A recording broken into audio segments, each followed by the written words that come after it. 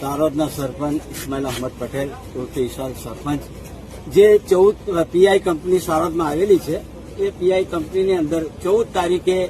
જે લોકોને 100 માણસોને જે મજૂરોને છૂટા કર્યા હતા જે કેટેગરીમાંથી જે છૂટા કર્યા હતા તે અમે અમારા જે સાહેબો તે પીઆઈના જેટલા સાહેબો હતા તેનાથી અમે મિટિંગ કરી અને એમણે અમને બાંયધરી આપી છે કે અમે તમારા બધા જે માણસોને છૂટા કરેલા છે તેમને અમે લઈ લઈશું, પણ તબક્કાવારી, એટલે પહેલા 20 લઈશું, પછી 5 લઈશું, પછી 10 લઈશું, પછી 25 લઈશું, એવી રીતે 116 કે 14 છે.